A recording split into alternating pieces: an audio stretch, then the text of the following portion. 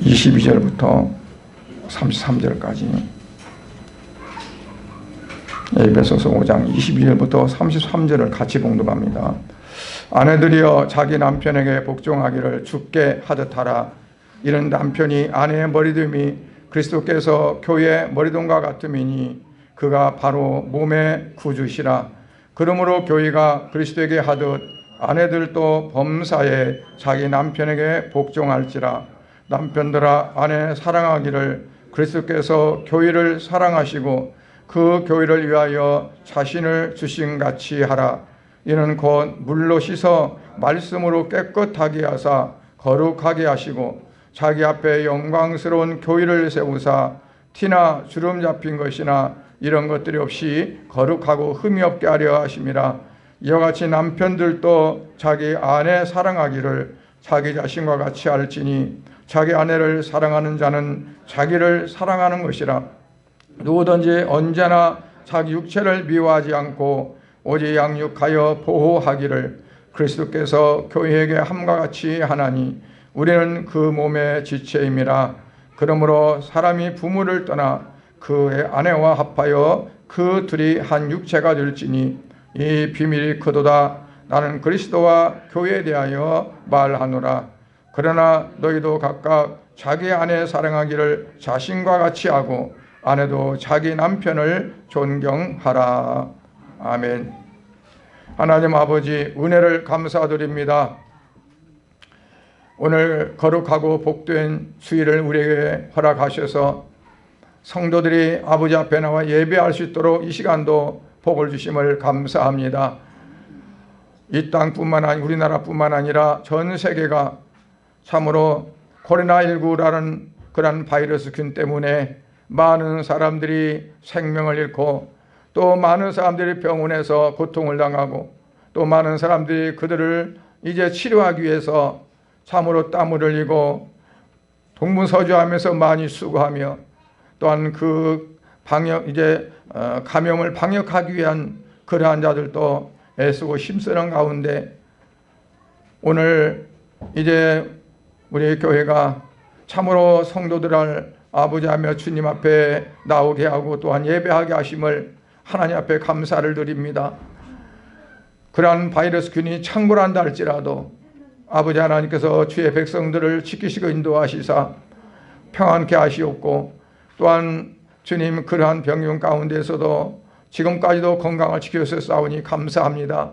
오늘 이 시간 예배드리며 우리 성도들에게 더 큰 은혜를 입혀주셔서 앞으로 어떠한 환경이나 어떠한 그러한 이제 상황이 위험 가운데 처한다 할지라도 하나님이 지키시고 인도하셔서 늘 은혜 가운데 함께하여 주시기를 간절히 바라고 원합니다. 오늘 또 부족한 종입술을 통해서 말씀이 증거될 때에 하나님이 함께하여 주시고 사랑교회 성도들의 심령 속에 마치 잘 떨어진 그러한 씨앗처럼 옥토에 떨어져서 열매를 맺는 귀한 은혜를 허락하여 주옵소서. 예수님 이름으로 기도드리옵나이다. 아멘.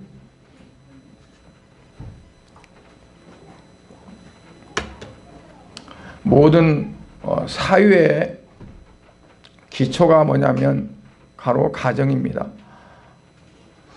아무리 사회가 그 국가가 어떠한 것들을 잘 한다 할지라도 가정이 행복하지 못하면 그 사회도 행복하고 평안하지 못한 거고요. 국가도 마찬가지입니다. 그래서 요즘에 이제 정부에서 엄청난 참 천문학적인 그러한 재정을 쏟아서 이제 국민들 각자에게 조금이나마 보탬이 되도록 그렇게 하고 있는 것도 가정들의 가계를 이제 조금 더 불편함이 없도록 하기 위한 그런 방식이라고 볼 수 있습니다. 하나님께서도 모든 세상을 만드시고 그리고 사람을 마지막에 지으셨는데 하나님이 창조하신 모든 것들은 사람이 살아갈 수 있는 가장 귀한 환경들을 기본적으로 만든 겁니다. 그러니까 만약에 사람을 먼저 덜렁 만들어 놓으시고 나중에 이제 환경을 만들었다면 그 질서가 안 맞는 거죠. 순서가 안 맞고. 그래서 하나하나 사람들이 살아갈 수 있는 환경 자체를 하나님이 다 조성해 놓고 그때마다 하나님께서 기뻐하셨다고 했어요. 왜 기뻐했을까요? 하나님이 자기 형상을 따른 사람을 만드시고 그 사람들로부터 영광을 받을 거 생각하니까 기뻐하셨겠죠. 근데 맨 나중에 사람을 지으시고 나서 심히 기뻐했다고 그랬어요. 그러니까 기쁨의 극치라고 이제 볼 수 있는 거죠. 그런데 그 사람들이 하나님 앞에 진짜 영광을 돌리면서 살아셔야 되잖아요. 근데 그러지는 못한 거예요. 뭐 때문에 그랬냐? 자기의 어떠한 욕심, 자기 육체의 어떠한 그 정욕, 이러한 것들이 하나님 말씀보다 더 소중하게 여겼고 귀하게 여긴 거죠. 그래서 하나님께서 그렇게 금하신 것을 하나님 말씀을 어기고 따먹게 되고 그로 인해서 죄가 들어오게 됐어요. 하나님은 지극히 거룩하신 분이기 때문에 아무리 사람들을 자기 형상대로 만들었다 할지라도 사람들에게 죄가 들어온 이상 하나님을 기쁘게 할 수 있는 게 못 됩니다. 하나님과 함께 할 수가 없습니다. 그래서 그들을 에덴 동산에서 쫓아냈어요. 그리고 다시 들어올까 싶어서 천사들을 시켜서 화염검을 가지고 지키게 한 거예요. 하나님께서 그토록 세상을 지으시고 그리고 사람을 만드셨는데 사람들의 죄를 짓고 타락했다고 해서 하나님 그냥 포기하시고 하나님의 영원하신 계획과 섭리를 접어둬야 되겠느냐? 하나님은 그게 결코 아니었어요. 회복시키기 위해서 하나님께서는 이스라엘 백성들을 아브라함을 통해서 택하시고 그리고 하나님의 백성들은 모름지기 어떤 삶을 살아야 하느냐? 그거를 샘플로 하나님이 모든 인류에게 보여주기 위함이었죠. 그래서 하나님은 애굽에 있던 이스라엘 백성들을 해방시키는 것도 그냥 단번에 해방시키는 것이 아니라 하나님 능력이 없어서가 아니라 애굽 사람들이나 비롯해서 모든 열방들이 하나님이라는 분이 어떤 분인가, 여호와라는 분이 어떤 분인가를 알기를 원했고 또 하나님께서 자기 백성으로 삼으신 그들이 자기들의 하나님이 어떠한 분인가를 그들이 깊이 알기를 원했던 겁니다. 그래야 하나님을 잘 섬길 수 있고 그 하나님의 마음을 알 수 있고 하나님을 영원하게 알 수 있는 백성들이 될 수 있기 때문에 그렇습니다.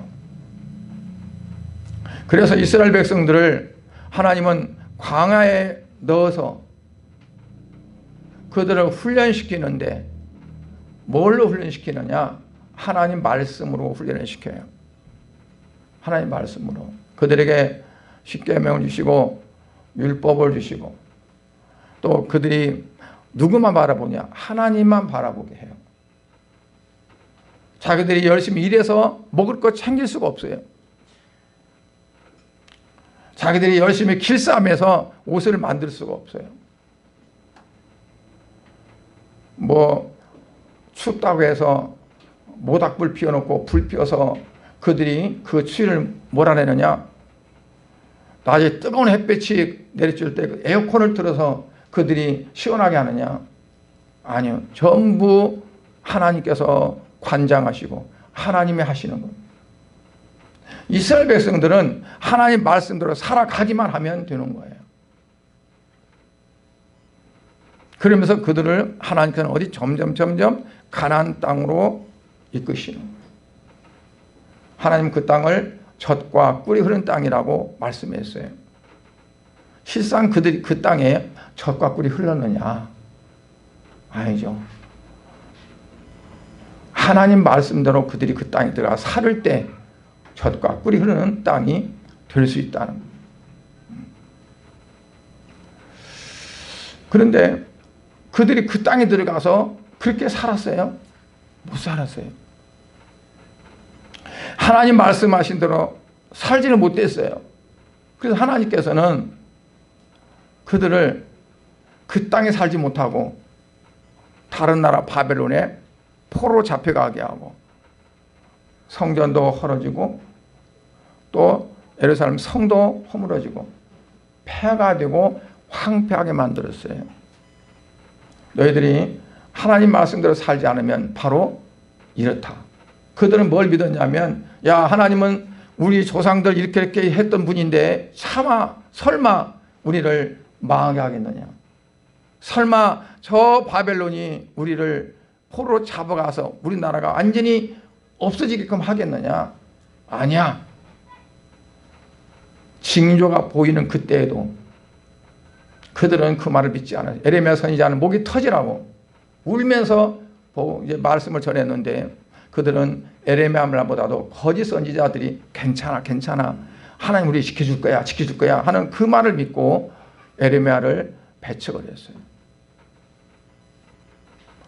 하나님은 그 땅을 다시금 회복시켜 주셨지만 그로 인해서 하나님을 정말 온전히 영화롭게 하고 기쁘게 섬길 수 있는 백성이 되지를 못한 거죠. 그래 하나님은 어떻게 하십니까? 하나님께서 약속하신 대로 이 땅에 예수 그리스도를 독생자를 보내시는 거죠.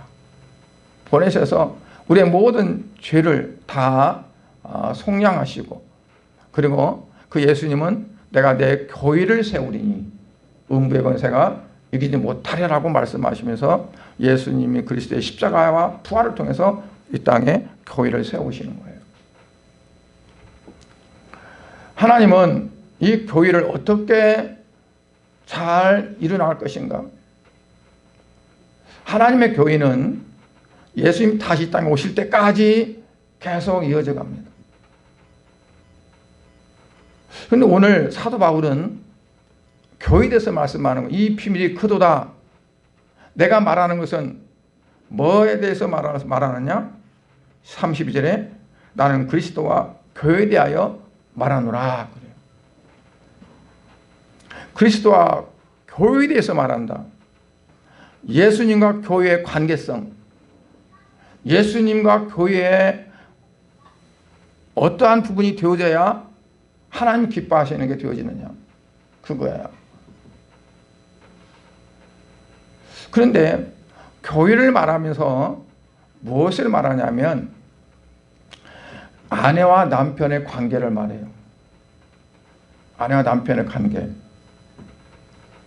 33절에 보면 그러나 너희도 각각 자기 아내 사랑하기를 자신같이 하고 아내도 자기 남편을 존경하라. 22절에 아내들이여 하면서 말씀하고 28절에 이와 같이 남편들도 이렇게 하라 말씀하고, 그러고 나서 우리는 그 몸의 지체라 말씀하시면서 교회에 대해서 예수님에 대해서 말씀하고, 그리고 33절에 그러나 너희도 각각 자기 아내 사랑하기를 자신같이 하고 그랬어요. 여기서 그러나는 플렌이라는 그 헬라어인데, 플렌이라는 말은 그러나라는 뜻도 있지만 더욱이 그럼에도 불구하고 영어 NIV 성경에는 however로 되어 있어요. however 됐는데 아무리 어떠할지라도 하는 뜻이에요. 아무리 어떻게 된다 할지라도 그 말이에요. 그러니까 그러나라는 말은 앞에와 뒤에를 반대로 이게 하는 거잖아요. 넌 이렇게 하라. 그러나 이렇다. 그러나 이 원래 그 기록된 그 의미를 보면은 반대적인 것이 아닙니다. 그러나가 아니라 더더욱 또는 그럼에도 불구하고. 그래서 그 앞에 말씀하신 그리스도와 교회에 관한 것들을 또 뭐 다른 그 단에 뭐 한편이라는 말도 있어요. 그러니까 그리스도와 교회에 대한 것들을 생각하면서 더 우리가 해야 할 것은 뭐냐? 남편과 아내의 관계가 중요하다 하는 거죠. 그러니까 가정에서 먼저 가정의 교회가 세워지지 않으면 하나님이 원하시는, 정말 원하시는 교회가 이루어질 수 없다는 것을 말하는 거예요. 그러니까 가장 중요한 건 우리가 모여서 하나님 앞에 예배하고 하는 교회도 물론 중요한데, 그보다 더 기본적이고 기초적이고 중요한 것은 가정에서 교회가 이루어져야 된다는 거죠. 그래서 6장에 가면 부모에 대한, 아들과 부모의 관계, 부모 아들의 관계가 나오네요. 또 그 다음에 가면 사회 가서 종과 상정과 사회성 관계. 그런데 이러한 것들이 이루어지지 않으면 어떻다?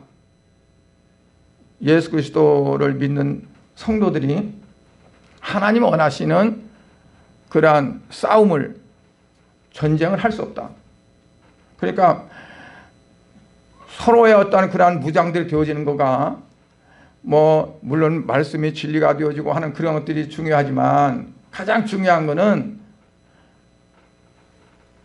가정이 교회가 되어져서 그 가정 교회가 하나의 교회가 되어지고, 그럼을 통해서 하나님을 영화롭게 할 수 있는, 그게 이제 이루어진다는 겁니다. 근데 그런 기본적인 것들이 안 되어지면 겉에만 이렇게 되어진다 해도 그게 제대로 될 수가 없는 거죠. 그래서 먼저 교회에 대한, 결혼에 대한 부분에 대해서 말씀을 합니다. 성경에서 부부관계를 창세기 2장 24절에서 뭐라고 말씀하냐면, 남자가 부모를 떠나 그의 아내와 합하여 그 둘이 한 몸을 이룬다고 그랬어요. 아내와 합하여, 남자가, 그래서 하나의 부부가 되어진다. 그런데 왜 하나님께서 그렇게 하셨다고 했을까요? 하나님 보실 때 안 좋았어요. 아담을 만들어 놓고 보니까 하나님이 좋지 않게 보였어요. 왜? 독처한다는 거예요. 혼자 산다는 거죠.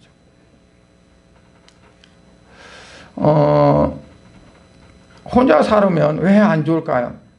왜 하나님이 혼자 독처하는 게 좋지 않아서 왜 그에게 배필을 주셨을까요? 하나는 하나님이 생육하고 번성하라고 축복하시는데 남자 혼자 생육하고 번성할 수가 없잖아요. 그러니까 생육하고 번성할 수 있는 그러한 배필이 필요한 거예요. 또 하나는 남자가 혼자 있으면 어떠냐? 독신 남자가 절제하지 못해서 사탄의 시험에 빠질 위험이 있기 때문에 그런 부분에서도 좋지 않다고 그랬죠. 사도 바울은 그런 부분에서 나중에 이렇게 말씀을 합니다. 돕는 배필이란 건 뭐냐면 남자에게 가장 적절한 여자였어요. 하나님께서 갖가지 동물을 다 만드시고 나서 저거는 봐라, 저거는 코끼리다, 저거는 호랑이다, 저거는 사자다, 저거는 소다, 저거는 강아지다, 그렇게 말씀하지 않고 아담에게 이름을 지라고 그랬어요.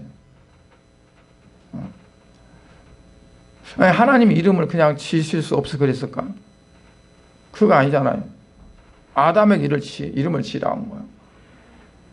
왜 아담에게 하나님이 이름을 지라고 했을까요? 모든 동물들이 아담에게 옵니다. 아담에게 오면 아담이 너는 코가 기니까 코끼리다 그러고, 그럼 코끼리 되는 거죠. 너는 호랑이야 그러면 호랑이고, 그 부르는 이름대로 됐다 그랬어요. 왜 하나님이 그렇게 하셨을까? 거기에는 하나님의 깊은 뜻이 있다고 봐요. 뭐냐면, 자, 너에게 이들 중에 배필이 있느냐? 배필 없지 않느냐? 그러니까 모든 동물들을 다 보내는데 아담은 이름을 지어서 그들을 명명하고 했지만 아담에게 배필을 할 만한 그러한 것들은 없었어요. 그래서 하나님이 아담을 깊이 잠재우고 그 갈빗대 하나 취해서 이제 여자를 만들었어요. 그 여자를 아담에게 오게 합니다. 그러니까 아담이 보고 뭐라고 했어요? 이는 내 뼈 중에 뼈, 살 중에 살이로다. 그러면서 내가 너를 여자라 한다. 왜? 나와 내게서 나왔으니 너를 여자라 한다. 그러니까 둘이 합쳐서 한 몸이 될 수 있는 자가 바로 배필이에요. 그래서 이거를 하나님이 짝 지어주셨다 그랬어요. 그래서 부부는 어떻게 보면 우연히 된 건 아니에요. 우연히 만난 거라고 볼 수 없어요. 또는 뭐 운명적이라고도 할 수 없는 거예요. 운명적이라는 것은 사형에 믿지 않는 사람들이, 예수 믿는 사람들이 운명적이라는 걸 하지, 예수 믿는 사람들이 운명적이라고 하면 그거는 잘못된 거야. 왜? 하나님의 섭리대로 하나님의 이제 계획과 하나님이 작정하신 대로 되어지는 거지, 그거는 운명이 아니에요. 그건 필연적인 겁니다. 지난번도 말씀드렸지만 저기 능곡에 넘어가다 보면은 다복주유소가 있는데 지금도 현수막이 붙어서 그대로. 와, 그 현수막 안 띄더라고. 가장 후회하는 것은 우리 다복주유소를 지나가는 거고, 그리고 뭐야? 아내가 결혼했다는 거 후회한다고. 그 사장이 이렇게 결혼한 걸 후회하는가 봐요. 아무 물어보진 않았는데 그걸 이렇게 써놨어. 근데 그걸 어떤 의미로 썼는지는 뭐 자기 주유소를 지나가지 말라는 의미겠지만 왜 하필이면 그런 문구를 그 밑에 씁니까? 내가 택한 것이야 라고 생각하면 안 돼요. 하나님께서 내게 주셨다고 봐야지.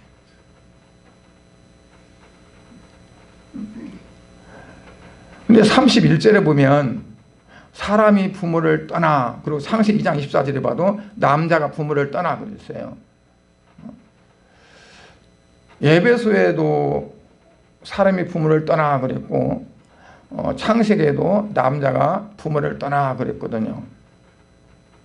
그럼 부모를 떠나는 말은 어떤 것일까요? 아, 이제는 부모와 이별이구나. 그냥 부모는 상관없네. 그렇게 살아간 걸까요? 어떠한 걸까요? 이제 장성했으니까, 성인이 돼서 결혼했으니까 이제는 너의 삶이 제대로 정립이 되라는 거예요. 어떻게 정립이 될까요? 부모와의 관계를 어떻게 가장 내 배우자와의 관계가 우선하는 관계가 되어야 된다. 부모를 멀리하고 부모를 떠나는 것이 아니라 가정 중심은 어떠냐면 부모와 나와의 중심이 아니라 배우자와 나와의 중심이 가정 중심입니다. 가정 중심이에요. 그래서 부모를 위하는 것도 부부가 상의해서 의논해서 하는 것이 가장 적합합니다. 만약에 그냥 했다 나중에 그게 알게 된다 그러면 두 사람 부부 간에 문제가 생길 수 있어요. 그러면 가정이 행복하지 못한 거예요. 그러니까 좋은 아들, 좋은 딸, 좋은 남편, 그리고 다 관계가 있는데 부모와의 관계, 형제의 관계보다도 더 중요시할 부분이 뭐냐면 부부의 관계입니다. 어떤 사람들은 결혼해가지고도 자기 형제들을 더 챙겨요. 형제들 말을 막 깜빡하면서 자기 아내가 반대할까 싶으니까 아내한테 말도 안 해. 형제끼리 이럴 때. 그런 가정은 결코 오래가지 못합니다. 그러니까 하나님께서 부부의 남편과 아내가 가정의 가장 출발점이고 핵심적인 겁니다. 그래서 어, 사람이 부모를 떠나, 그건 사람은 지금 아담을 말하는 거거든요. 아담이 부모를 떠나, 남자가 부모를 떠나 그 아내와 그 둘이 합하여 한 몸을 이룰지라 그랬어요. 그래서 이제 대개 가정에 옛날에 보면 왜 문제가 많았냐면 남편이 부모를 못 떠나니까, 결혼해서도 그냥 차마 저기니까 그냥 시집 온 새댁이 설 자리가 없어가지고, 그러다가 뭐 자기가 나중에 겪었잖아요. 그러면은 그걸 이제 갚아. 또 내가 이렇게 당했는데 너도 당해봐. 그래가지고 또 그게 전수가 돼. 전수가. 그러다 보니까 가정이 화목하지를 못해요. 여러분, 가정, 이제 5월달은 가정의 달이잖아요. 가정의 달에는 뭐 어린이 주일, 어버이 주일, 부부의 주일, 뭐 이렇게들 있어요.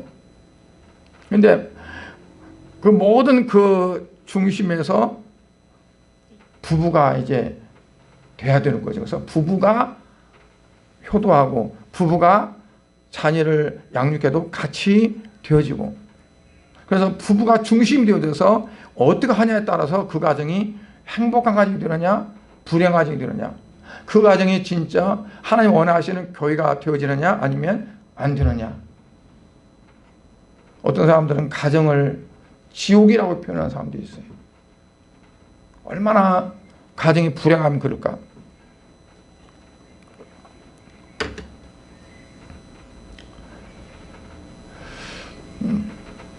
31절 하반절도 보면 그 아내와 합하여 그 둘이 한 육체가 될지니,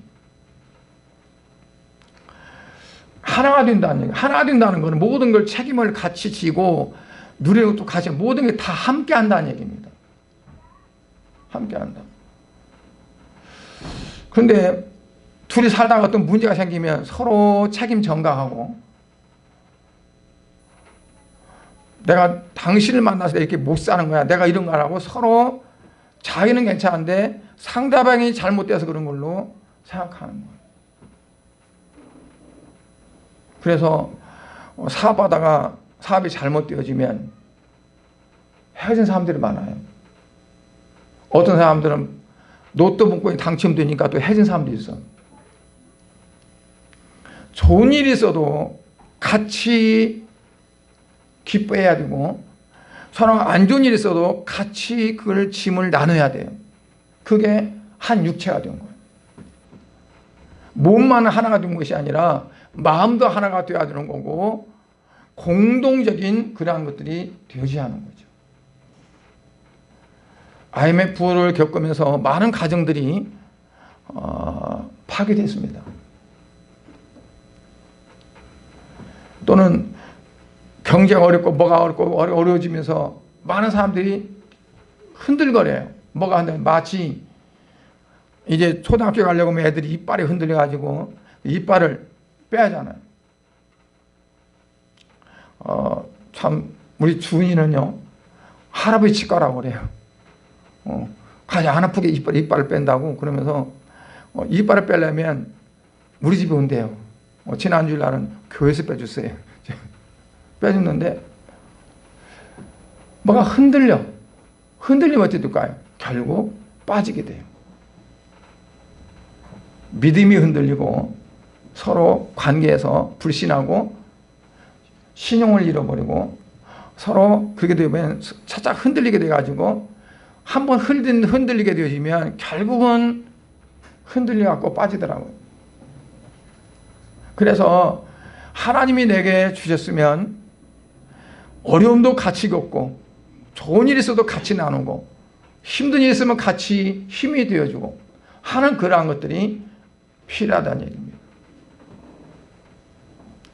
마가복음 10장 9절에 보니까 뭐라고 하냐면, 그러므로 하나님이 짝 지어주신 것을 사람이 나누지 못할지니라 라고 그랬어요. 남편이 설령 흠이 있어도, 사보다 실패했어도, 연애할 때는 몰랐는데 결혼하고 살다 보니까 별 것들이 다 드러나잖아요. 내가 저럴 줄 알았으면 내가 결혼 안 했을 텐데 내 발등을 찍고 싶어하고 하는 사람도 있을 수도 있어요. 그런데 그건 아니에요. 하나님이 제게 주셨어요. 내가 오죽하면 나에게 저런 남편 주셨을까? 내가 오죽하면 나에게 저런 아내를 주셨을까? 왜냐하면 하나님이 나를 벗겨내고 나를 하나님 앞에 더 가까이 가기 위해서 내게 어떤 부분들을 붙여줍니다. 어떤 까칠한 사람을 내게 만나게 해가지고 나를 힘들게 한다. 그러면 그 사람이 잘못되면 내가 나를 볼 수 있어야 돼요. 내가 어떤가? 내가 어때서 하나님은 그 사람을 내게 붙여가지고 나를 이렇게 어렵게 힘들게 만드는가? 그래서 그 원인을 알을 때 그 사람 원망하지 않고 어때요? 나를 바꾸기 위해서 하나님 앞에 갈 수가 있죠. 아, 내가 이래서 하나님 그 사람을 나에게 붙여줬구나. 근데 그런 과정을 내가 넘어가지 않고 그걸 피하게 되면 하나님은 그냥 말할까요? 나를 사랑하시는데 더 큰 거를 줘가지고 피하지 못하게 만드는 거예요. 또 그거를 내가 박차고 그러잖아요. 그러면 또 더 강한 걸 줘가지고 하나님은 결국 나를 벗겨내기를 원하시는 수가 있어요. 그러니까 어떤 문제를 내게서 찾아내야 돼요. 내가 어떤가? 내가 너무 교만한가? 내가 너무 잘난 체 하는가? 내가 너무 앞서가는가? 내가 뭐 하는가? 그래서 나에게서 문제를 발견해 가지고 내가 그거를 하나님 앞에 가서 나는 내 의지로는 내 어떤 거는 바꿀 수 없고 어떻게 할 수가 없습니다. 그러니 주님께서 이걸 해 주시옵소서. 그리고 주님 앞에 내가 나가서 주님 앞에 내어놓고 회개하고 기도하고 해서 내가 달라져야지. 그러니까 많은 사람들이 부부가 결혼해서 어떠냐면 상대방을 바꾸려고 그래요. 자기 입맛에. 내가 바꾸지야 되는데, 아니 내가 낳은 자식도 내가 못 바꾸는데, 그렇죠? 내가 낳은 자식을 내가 그 성격을 내 마음대로 바꿀 수 있습니까? 못해요. 여러분들 잘하는지 몰라. 나는 못하겠더라고. 그런데 하물며 모두가 다 다른 환경에서 다른 방법으로 살아온 사람을 결혼했다가 너는 내게 맞추지 않는다고 할 수가 있냐고. 그러다 보니까 다툼이 있고 싸우는 거죠. 뭐 대화가 안 통해, 뭐가 안 맞아, 다 이유가 있는데 결국은 뭐냐면 나를 못 보고 나를 내가 바꾸지 못하니까 그런 거예요. 그래서 가장 좋은 방법은 내가 변하는 겁니다. 내가 달라지는 겁니다. 그러려면 뭘 해야 돼요? 나를 봐야지. 아, 나는 이게 좀 강하구나. 내가 이게 좀 잘못됐구나. 그래서 나를 발견해야 내가 달라지면 모든 게 다 평안합니다. 평안해요.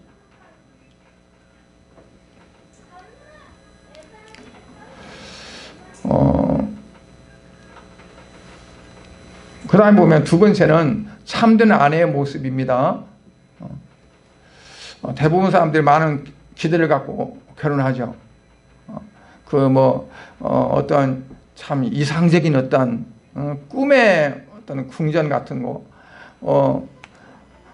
내가 당신 설 때 손에 물 안 묻히게 살을게 하니까 정말 공주처럼 살 줄 알고, 근데 결혼을 하니까 고무장갑을 주더래요. 나 이거 물 안 묻히지 말고 고무장갑 끼워 그러고. 그러니까 생각과 달라요. 어떠한 환희에 차서 결혼했는데 나중에는 그 결혼 생활에 환멸을 느끼게 될 수가 있어요. 왜냐하면 기대에 못 미치니까.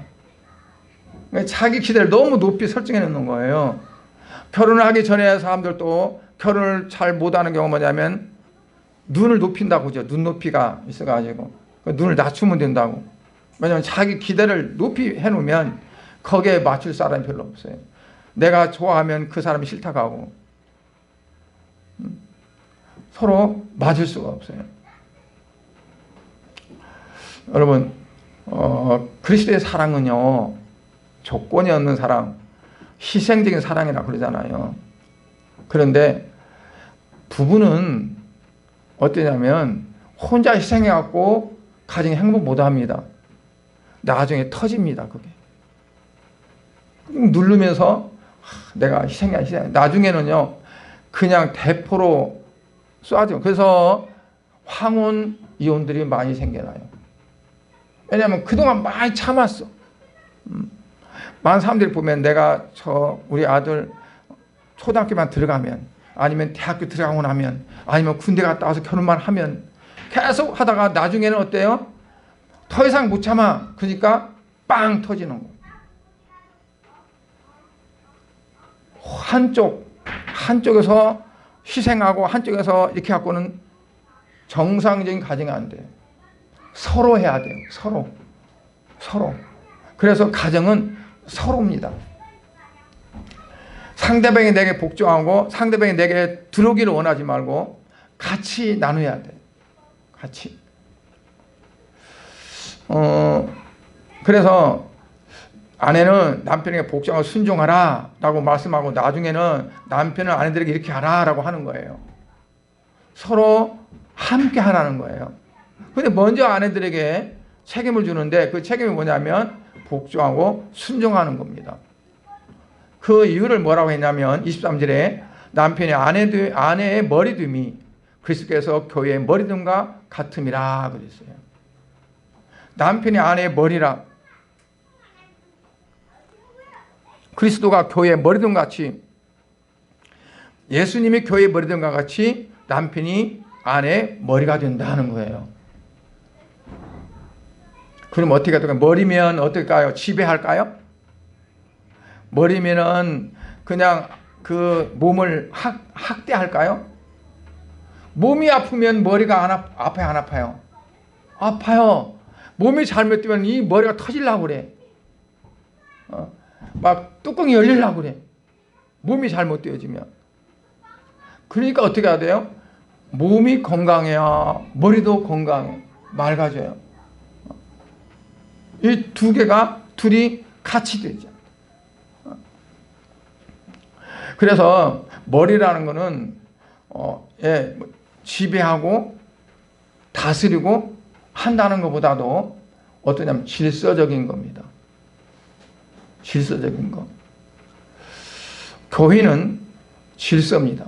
그래서 예수님이 교회 머리가 돼가지고 예수님께서 어떻게 하기를 원하시는가, 예수님이 뭘 원하시는가에서 교회가 이루어져야 되죠. 질서예요. 가정도 마찬가지로 질서가 있어야 돼요. 아내와 남편이 인격적으로는 동등합니다. 인격적으로는 동등하지만 질서적인 면에서는 분명히 질서가 없으면 문란해집니다. 서로 대장이 되어보세요. 그거는 질서가 없어요. 그래서 질서상 남편이 머리가 되어서 이제 그 가정을 잘 하나님의 은혜 안에서 다스리게 할 수 있는, 섬길 수 있는, 그게 되어지 않은 거죠. 여러분, 이 우리 몸에 주서 인체 중에서 가장 무거운 부분이 어딜까요? 머리가 무거울까요? 발이 무거울까요? 손이 무거울까요? 뭐가 무거울까요? 머리가 무겁습니다. 그만큼 책임감이 커요, 머리가. 그만큼 더 근심도 많고 염려도 많고 뭐 많아, 머리가. 몸이 아무리 헌다지 않아도 머리가 얼마나 생각하면, 머리가 잘못되어지면요 이 전체가 다 잘못되어지는 거예요. 몸 전체가 잘못되어져요. 그렇기 때문에 머리가 그만큼 중요합니다. 고민도 깊고요. 그래서 남편은 그만큼 가정에 어떤 책임감이 있고, 어떻게 하면 이 가정을 잘 이루고 갈 것인가에 대해서 많이 신경을 쓰고 애를 쓰죠. 그래서 아내가 그 머리 드는 남편을 내조하는 겁니다. 돕는 겁니다. 돕는 배필입니다. 돕는 배필. 어떻게 도와야 될까요?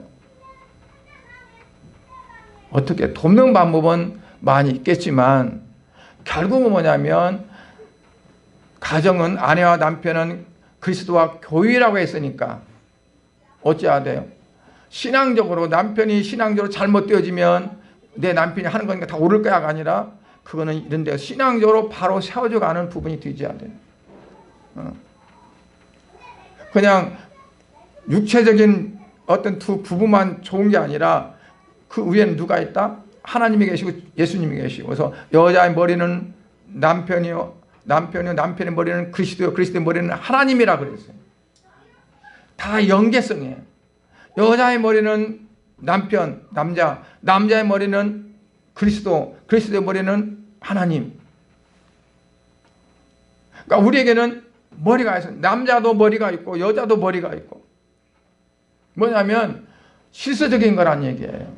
예수님도 하나님의 머리이기 때문에 이 땅에 오셔서 모든 걸 하나님의 계획과 하나님의 말씀대로 살았어요. 십자가상에서 그 고통 속에 운명하시기 전까지도 예수님은 말씀하신 것이 이런 성경을 이루려 함이라. 예수님 어떠한 의견이나 예수님 어떤 것들을 나타낸 것이 아니라 하나님께서 이미 성경에 기록한 말씀을 이루기 위해서 그랬다고 그랬어요. 그 다음에는 뭐냐면 남편이 어떻게 되느냐. 남편은 아내를 사랑하는데 그리스도께서 교회를 사랑같이 하라 그랬어요. 첫째로는 뭐냐, 자신같이 사랑하고, 자신같이. 그리고 둘째로는 그리스도가 교회를 사랑한 것처럼 사랑하라. 자기를 함부로 할 사람이 없지 않느냐 이거예요. 자기를 내던질 사람이 없지 않느냐. 바로 아내는 같은 한 몸이기 때문에 그렇게 하라는 거죠.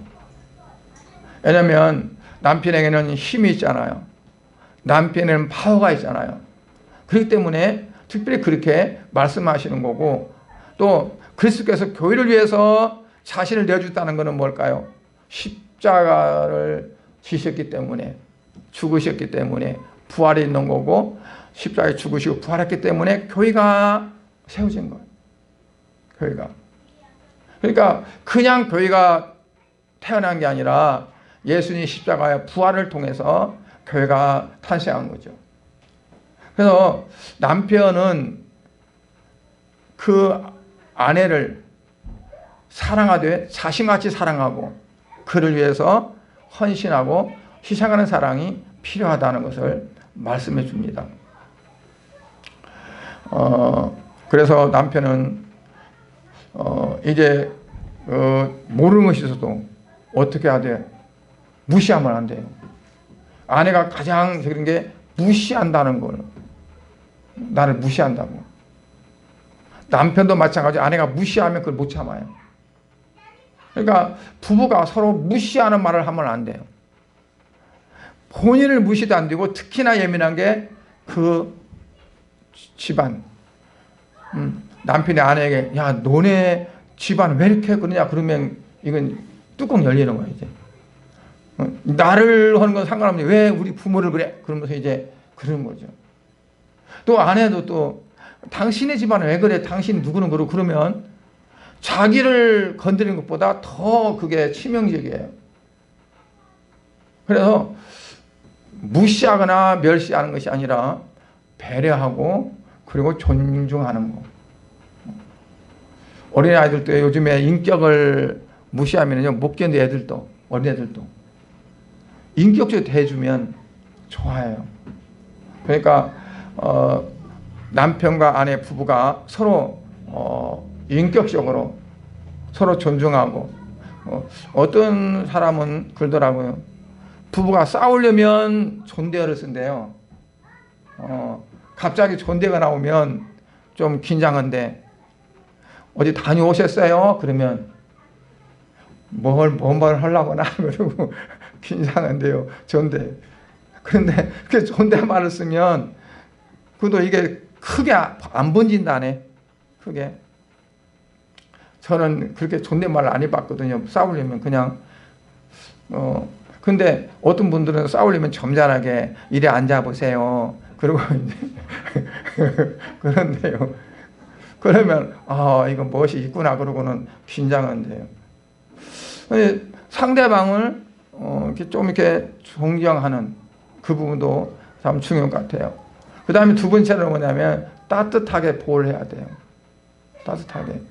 그래서 특히나 아내도 남편을 밖에서 들어오면 따뜻하게 맞이해야 되지만 남편도 밖에 나가서 자기 힘들고 어려운 거 생각하면 집에 가서 좀 쉬고 싶지만 환경이 그렇지 못하면 그냥 내가 참고라도 따뜻하게 해줘야 돼요. 그래서 말 한마디가 이걸 굉장히 바꿔놓을 수 있어요.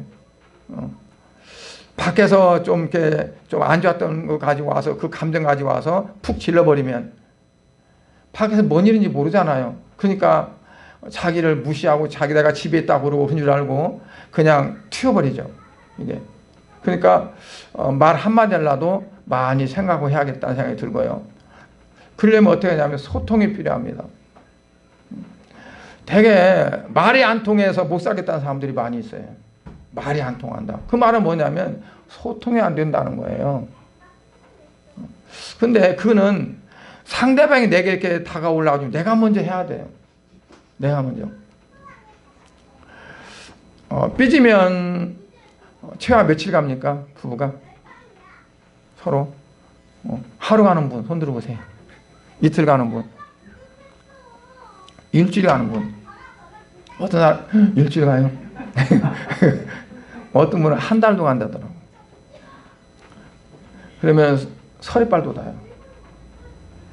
그러니까 성경에 뭐라고 했어요? 해를 넘기지 말라고 했어요. 해를 넘기지 말라. 왜냐하면 그게요, 사탄이 그 틈을 타고 들어와요. 그러니까 사탄은 이게 틈만 있으면 들어가려고 6장에 여기에 보면은 늘 틈 타고 있어요. 창세기 4장에 보면 어때요? 너는 죄를 다스릴지니라 그 죄는 어떻게? 문턱에 있다. 문턱에. 딱 들으려고 문턱에 죄가 있는 거예요. 그래서 너는 그 죄를 다스릴지니라 그랬어요. 가인에게. 그러니까 항상 노리고 있다는 거. 내가 부부관계도 부부의 어떤 조금 틈만 생기면 그냥 들어옵니다. 서로의 관계 속도 마찬가지예요. 주님과 나와의 관계도 정말 끊을 수 없는 그 믿음의 관계가 되기 시작하는데 내가 뭐 때문에 신뢰하지 못하고 믿지 못하고 조금 틈이 생겨봐요. 그러면 그 자리를 파고듭니다. 그래서 무너뜨리려고 합니다. 캄보디아 가면은 그냥 나무가 뿌리가요. 그 오래된 그 건물들을 다 무너뜨려요. 뿌리가. 처음에는 뿌리가 그렇게 굵었을까요? 뿌리가 가는 뿌리 가지가 가가지고 점점 뿌리가 커지는 거예요. 그러면 이게 무너져요. 그런 곳이 몇 군데 있어요. 그러니까 그런 것처럼 우리가 서로 믿음은 딱 붙는 겁니다. 하나입니다. 믿음은. 내가 예수를 믿는다 하면은 예수님과 나와 그냥 하나가 되어지는 겁니다. 그런데 그 믿음에 균열이 생겨요. 그러면 뭐가 들을까요? 세상적인 생각이 들고 내 어떠한 방법이 들어가고 뭐가 들어가고 해서 자꾸 벌어지는 것. 그래서 가정도 그 기회를 주지 않아야 됩니다. 그러려면 어떻게 돼요? 바로바로 이렇게 풀어져야 돼요. 바로바로. 그리고 화해하고 서로 내가 이랬다고 하면서 서로 자기 그 잘못을 내놓고 서로 화해할 수 있는 그게 필요해요. 그래서 누구는 그러더라고요.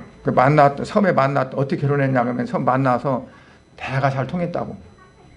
대화가 어떻게 통했는지 난 모르겠어. 근데 하여튼 대화가 잘 통했다고. 그래.